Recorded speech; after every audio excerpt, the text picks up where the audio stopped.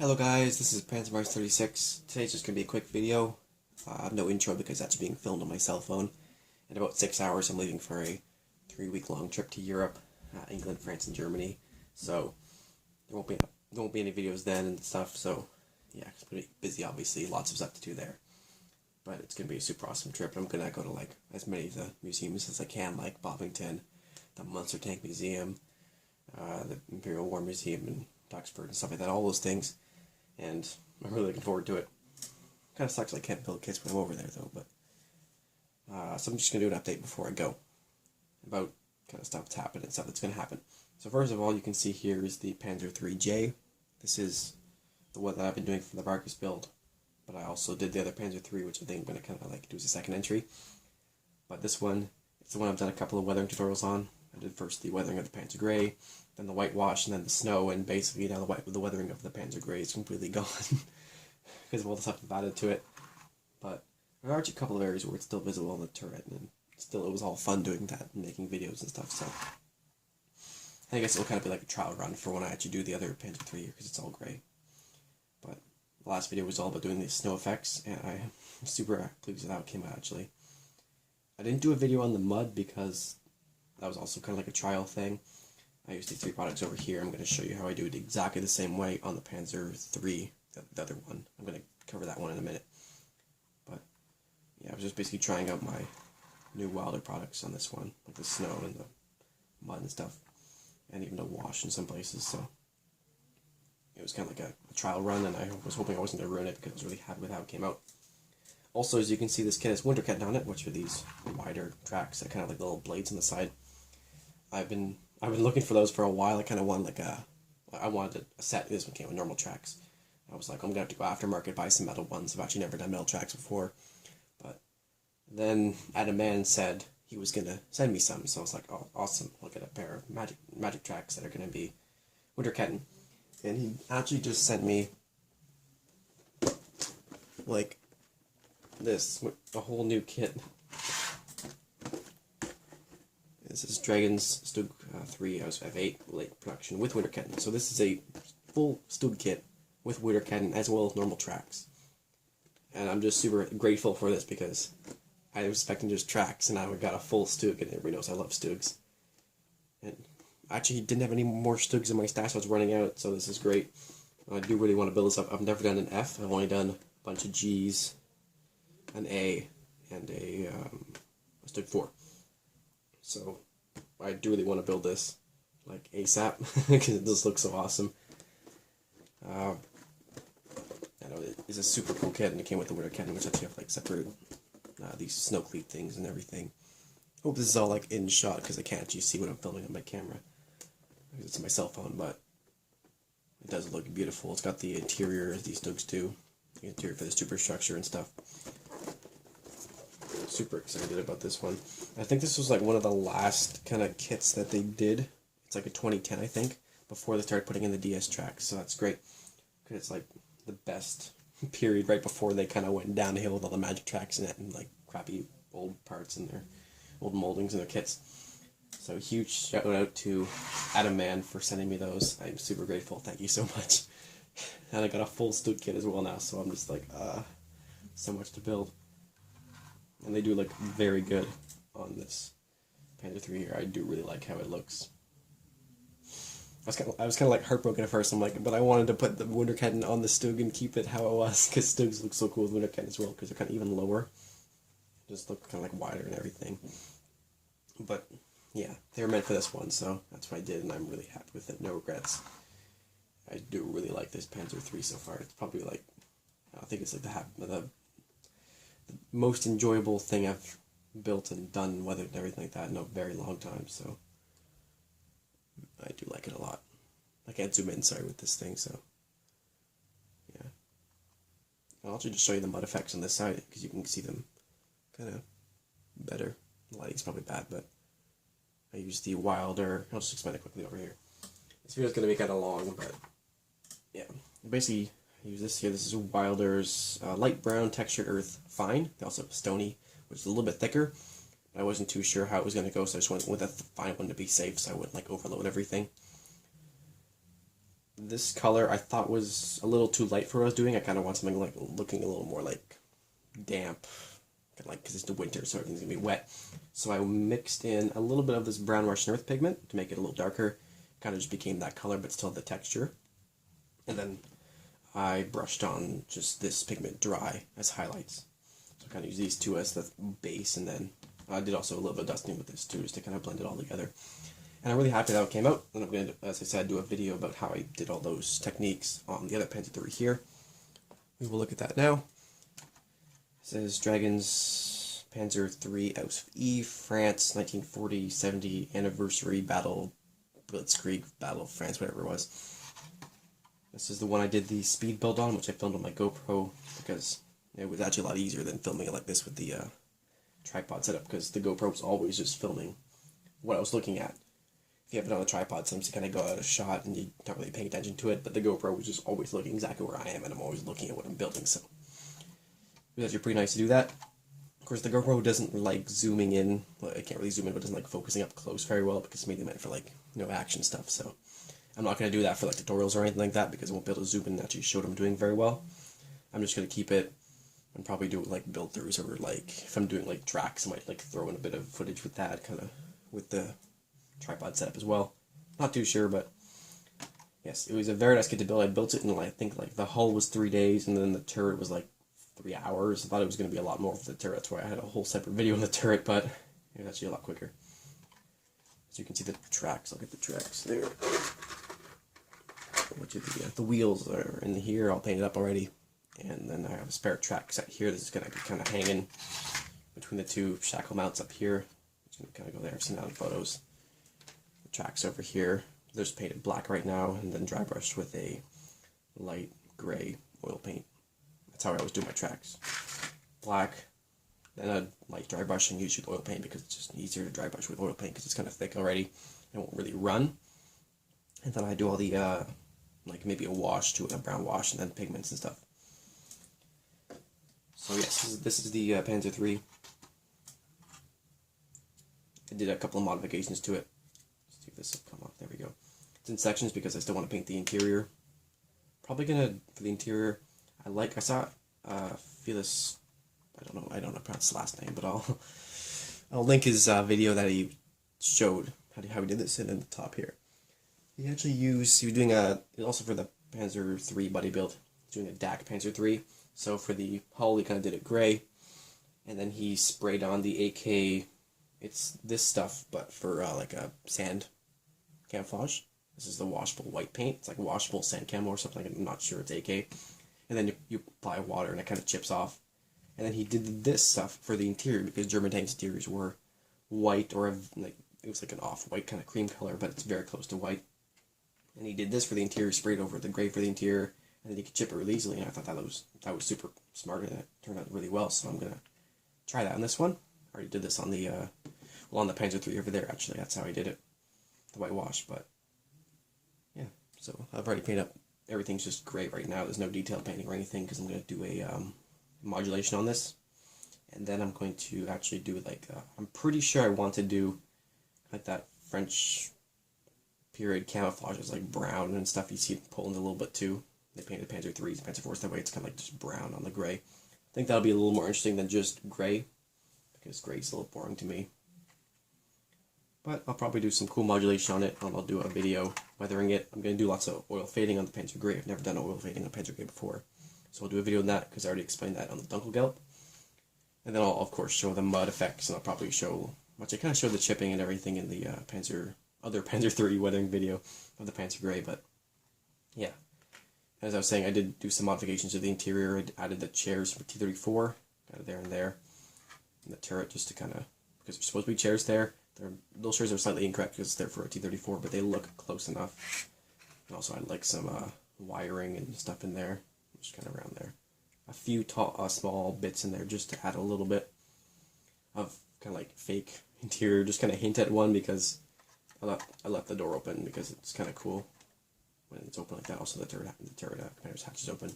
So, yeah, so you'll be able to see it a little bit and just kind of admire. I like how this early type of Panzer III has like the two machine guns up there. It's kind of cool. It has the dual ones. They're kind of offset so they can reload them, but you can kind of see that in there through the hatch that I have left open. But I didn't open up both hatches because then there'd be more light, and it'd be more obvious that the interior isn't complete or correct. It's just kind of like a fake interior. Not supposed to be accurate, but just supposed to make it look like there actually is something in there. And I might add some crew figures if I can get some. Like, it'd be cool to have those early war guys with like the berets instead of the copper hats. So that'd be cool. Looking forward to doing this, just like modulation and stuff on there. And I will do videos on that. I'll probably also do a video explaining how I do tracks. I'll just explain it quickly. It's not too much. But yeah, so that's stuff for now. And also this one here, I built this one a long time ago. It was a buddy build with basically James, and I kind of like got lost interest because the tracks are horrid. Because it came with rubber band tracks, which are kind of okay, but they don't really slack enough for a KV1. And then it came with like tracks that are link in length, so you end up with like a straight section for the bottom, and a straight section from there to there, and then you have like individual links for the curves there on both ends, and then you have a top link that's kind of sag molded in. Usually looks great, but it was not good because there were pin marks, huge sunken pin marks on like every third link on all of like the molded sections, like the links and stuff, and I was just like, how am I going to get rid of this stuff? I was trying to get rid of it. Some of them raised, some of them were actually sunken, so it was just terrible, and I kind of lost interest. But then I was like, well, you know, I'll probably just get some metal tracks for it eventually. But I'll just, you know, do the rest of it, basically. I'll just weather it up, and I'll forget about the tracks, have fun with it. So this is it right now. As you can see, I've done it up as a boat panzer, German captured one, because I thought, that's kind of cool. So I have the bottom as like the original Russian gray, because maybe the Germans were like, we gotta paint this fast. So they just sprayed over the top and left the bottom like the way it was. And after I painted this, I was like, you know, I should have done it green overall, chipping fluid, and then done the gray on top. And then I could have like chipped and had the green underneath. But these, when they captured tanks like this, they didn't really use them for that long because, of course, they didn't have repair ability for it very much. They just kind of had to make do with what they had. So once these things broke down, they just basically had to leave them because they couldn't really work with them. So these tanks didn't last as long as most other ones would, if they were knocked out, of course, but also if they broke down, they couldn't do anything. So it's not going to be as weathered as one usually would. And I'd probably just do a little bit of chipping, not like major stuff that I would do with chipping fluid, just maybe like a sponge chipping or stuff, and I'll just do it with green. Make it look kind of cool. Found this camouflage in a book.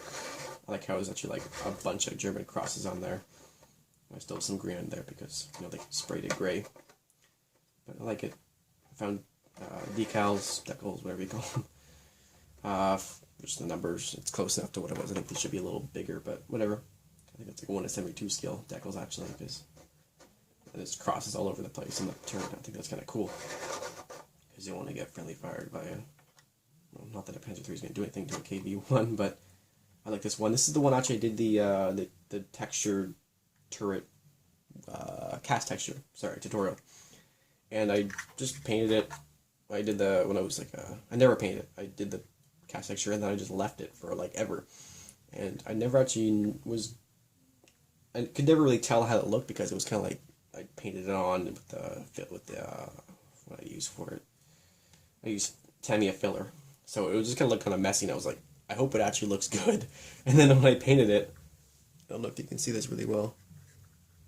It's probably hard to see, but it actually came out with a really nice texture. I'm actually super pleased with it. Even the weld seam, I suck at weld seams making them like this, but I'm really happy with it. Especially the cast texture, it looks super great. I basically just brushed on Tamiya thinner mixed with some of their extra thin, because that kind of thins it down even more. That's the Tamiya thinner, I meant Tamiya filler. Tamiya filler mixed with Tamiya extra thin, because that thins it down. And then I just kind of brushed it, stippled it on, and then I went at it with like a sander like this and kind of like smoothed out sections of it, because otherwise it'll kind of be like sticking out, like it'll kind of look like jagged at the outer edges. But that way it kind of is flat with kind of like divots inside of it. It's more like a realistic cast look, because it's not like sticking out. It's just kind of like smooth with kind of like cracks and stuff in it. So, yep. And also the bottom, as I said, is just Russian green right now. It's kind of cool. I like it like this. I'm not sure when I'm going to actually do all the weathering on it. It's just kind of like, I had gray paint in my airbrush when I painted the Panzer III, and I was like, oh, let's just make this a boat Panzer. So that's interesting. And, yep. Also, I'm going to go over quickly the M group build. I was talking about my 2 entries before. I was talking about doing either the this Geschützwagen thing. This is basically, it's a Grilly self-propelled howitzer with the 150. They took it out and they put in this single barrel 30mm AA gun. You can probably see it better on the box art here. Kind of, you can see this AA gun in there. It looks kind of cool actually. That's a better angle of it. If that's in shot, I think it is there. It's a very cool looking thing. I got like belts and everything like that, and lots of PE for this netting or kind of like mesh it here. So I'm looking forward to building this. This is what I was kind of leaning towards at first. Also do, as I said before, I have a model cast and workable plastic track set for this, so I'll probably go with that. But then I kind of was leaning more towards the BMP3, which is the other thing I was talking about entering. It says Trumpeter BMP3, upgrade armor. Basically it's a BMP3 with this armor package. It looks kind of like a Bradley bus thing. It's pretty cool. And then I was leaning more towards this. This one has the full interior, and I think the tracks are actually like multiple parts per length of spare as separate guide horns, so it's gonna be not fun, but of course I can just skip the top bit because you're never gonna see it. I think maybe you might be able to see down that gap there, in which case I'll do them all. But this one is a full interior. The Geschützwagen thing did until I traded the interior for that KV1 actually. So I just have, for that one I just have the interior of the fighting compartment now. I don't have the interior for the driver's bit or the engine bit. So then I was leaning more towards this one, and I kind of do like this because I can do the full interior and leave the hatches open in the back and actually show off very well, because it's got like top hatches, kind of like on the where the engine deck kind of is, because the engine's actually kind of like on the floor, and the crew crawls out of it, and the soldiers crawl out of it to get out when they're deploying. So there's hatches on the back, hatches on the top, hatches here on the turret and everything, so it actually show off the interior pretty well, and I think it'd be kind of cool. But I'm willing to bet that when I'm in the German tank museums and stuff in Europe, I'm going to be like, I want to do a cool camo that I saw, and then I'm going to go back to do the Geschützwagen thing. So, of course, I'm going to be back on the 21st, so I'll have like 2 days to do my final decision, which I'm willing to bet will be the Geschützwagen, before the actual group build starts on the 23rd of August, and then goes to, I think, January 10th. Don't quote me on that, but I'll have plenty of time to build whatever I choose for that. Both of those kits are pretty big. I think the Geschützwagen probably is about 700 parts, and the BMP3 is like 800 something. They're both pretty big, but nothing I can't handle. So that's going to be kind of it for this update, guys. Yeah, nothing's too much to happen except for just a couple of small updates there. I'm just looking forward to kind of getting back to my trip already, even though I haven't left, because I kind of want to do all that. First I want to do the diorama for that Panzer IIIJ, the snowy thing, which can be like a small snowy base. If I have some, I do have some figures I might include. They're like kind of like walking in the snow. They have winter gear, German guys, which I think I'm a Russian guy too, so it'd be kind of cool to do a Russian guy with it because it's kind of abandoned, so maybe Russians looking at it. Hopefully I can find some cool figures. Maybe I might be able to find some in Europe. Build like smuggle them back. I'm pretty sure I can bring them figures back, just not like paint and stuff. And then I'll maybe add some figures to the small base diorama thing. I think it's just gonna be the diorama. It's just gonna be basically small snow, and I might do like a destroyed tree because I have a cool like root thing here. Which I have some more bits of roots, and we ripped up a tree in our backyard. But this bit's kind of cool. It's kind of like a shell exploded nearby or something, like hit it actually, kind of cut it. I can have the roots sticking out, and I'll use more bits over there for more roots. I think that'd be cool to have nearby if that's not gonna like overpower it. Kind of like sticking out of the snow. Then the diorama is gonna be mostly snow, maybe a little bit of dirt kind of visible on the side of the tank. That's not where the wind was coming, as you saw. I'll just show it. This side is a lot more heavily snowed up than this side because it was kind of. My idea is that like that's kind of why the antenna's bent that way as well, because like just wind. It's kind of like blowing snow over it, because maybe it didn't snow directly on it, but it got knocked out maybe 3 days ago, and then there was basically lots of wind and the snow was kind of piled up on it. Because it would probably be more realistic to have snow on it, but then it would cover it up, and I want to be able to see all that cool whitewash and stuff I did on it, so that's kind of why the snow's piled up on this end, and it looks kind of cool. So I'll have like snow kind of up there a little bit, blown over, and then this end might be kind of like almost, you might be able to see a little bit of dirt there on the ground, and then the snow's going to be kind of building up on the other side as well. So I'll see what I can do. If I can't fit that big tree in there, I want to fit at least some like dead or like winter ice, because you know the leaves fall off in the winter, bushes nearby, just make it look a little interesting, kind of poking out the snow a little bit. I don't just want like a flat Martian snow landscape kind of thing. So yeah, that'll be cool. I'm looking forward to doing that, and I will do a video on the diorama. And if I do a figure, I'll probably try to do a video on the figure. And of course, there's also going to be videos on the other Panzer III. I'm not sure if I'm going to do one on modulation, because I don't like filming my airbrushing, because I suck at airbrushing, and I can't really film it because I film in the garage and there's bad lighting and stuff. So if I do film it, it'll be on my GoPro and it'll be really bad, so I won't like it and I won't upload it. But I will do videos on like more modulation of that camouflage with oil paints, like blues and blacks and browns and stuff for the colors there. And then the KV-1, I don't know, it looks cool. I might just slowly start to kind of work on it and film each little bit, and then I'll kind of accumulate a video at the end, or I might just kind of explain my weathering ideas for it, because it's about the capture tank and stuff. And I might be able to add some cool stowage to it too, and make it look like it's been Germanized. Yep, that's just kind of it for now. I'm kind of excited to go to my trip, but also kind of I'll miss my kits and stuff. But I'll still be watching your guys' videos, because I'll have plenty of downtime in the hotel room at night and Wi-Fi and stuff. So yeah. So yeah, I guess that's kind of it for this video. I do like these wild air effects. They're very cool, and I'm excited to do another video explaining how I do the mud effects on the Panzer III, because I'm actually really happy with the mud effects I achieved on the other Panzer III, and I hope you guys will enjoy that too. So yeah, this video has been kind of, I don't know, it's probably like half an hour long at this point. My phone's gonna be like full.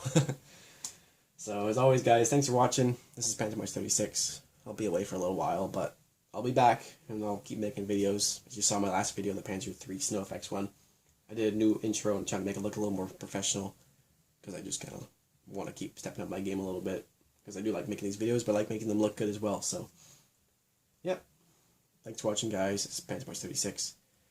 I'll enjoy my trip. Maybe I might get to meet some of you. Well, that'd be cool, in the museum and stuff like that. I don't know my schedule yet there, so I can't tell you for now, but yeah, as always, as I said probably like 3 times already, thanks for watching, guys. This is Panzer March 36. Stay safe, keep modeling, and I'll be still around, just not making videos. As always, goodbye. How do I turn this off? Stop.